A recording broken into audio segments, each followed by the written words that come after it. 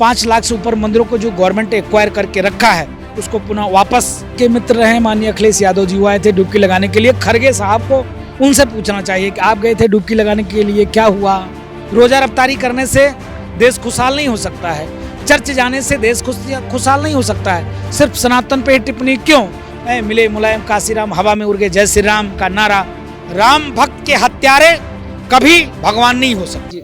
इस वक्त महंत राजू दास हमारे साथ हैं। महंत जी, आज चौथी धर्म संसद भी हो गई सनातन बोर्ड के लिए, क्या इसमें मंथन निकला? पहले तो पूज्य देवकीनंदन ठाकुर जी महाराज को कोट कोट साधुवाद, आभार, धन्यवाद। जिस प्रकार से एक देवकीनंदन ठाकुर जी प्रयास करके चौथी धर्म संसद का आयोजन किया, उस धर्म संसद का सिर्फ एक ही मोटो, एक ही आयोजन है कि सनातन बोर्ड।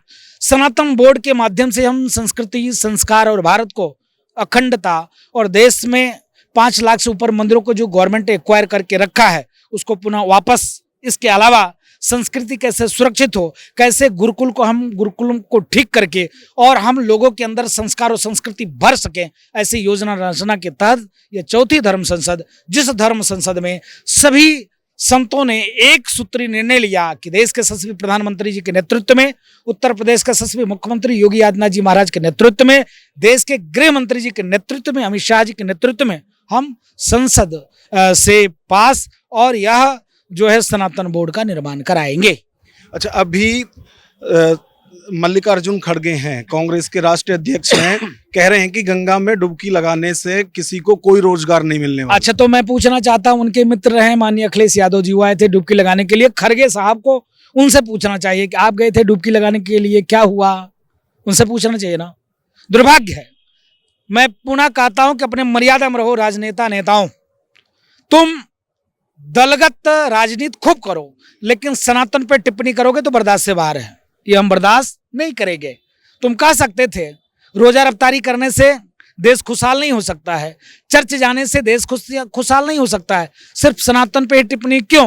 क्योंकि हम सहिष्णुता के पुजारी हैं। जिस दिन हम माला के साथ साथ क्या करेंगे, ये उठा लेंगे, उस दिन खरगे जैसे लोग ठीक हो जाएंगे। अच्छा, अखिलेश की आपने बात की, वो तो आए हैं कुंभ नहाने, अच्छी बात है, स्वागत होगा, लेकिन ऐसे काले से सावधान होने की जरूरत है।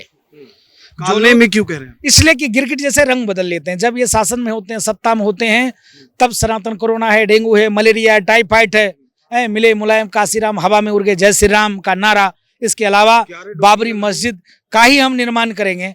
अब कुर्सी पे नहीं है तो संतों के चरण शरण में है। जिस संत के पास गए थे ना, उसी संत को इनके सरकार में पीट के और जो है भट दिया था, उसमें उनके सिर फटे हुए थे, खून बह रहा था। आप वो वीडियो देख लो। आज उनके चरण में बैठे हैं दांत खिसोर कर। लेकिन बड़ा विरोध हो रहा है, आपने जो टिप्पणी की थी मुलायम सिंह। नहीं, विरोध तो राजू दास फांसी पे चढ़ने के लिए तैयार हैं। राम भक्त के हत्यारे कभी भगवान नहीं हो सकते।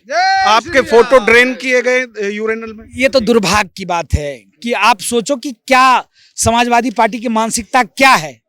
अगर समाजवादी पार्टी के लोग अगर धार्मिक होते, धर्म से प्रेम होता, तो राजू दास का कोई दूसरा फोटो ले लेते जिसमें माला नहीं होता, तिलक नहीं होता, उस पे मूतते नहीं, हग देते। वो हग देते मेरे फोटो पे, कोई दिक्कत नहीं था। लेकिन माला, तिलक और उस पर थूक रहे थे, मूत रहे थे। उनसे बड़ा दुर्भाग्यशाली कौन हो सकता है? आप कायम है जो बयान आपने मुलायम सिंह मैं देखो, राम भक्त के हत्यारे उसी की योग हैं और कोई योग नहीं। मैं अपने बयान पे कायम।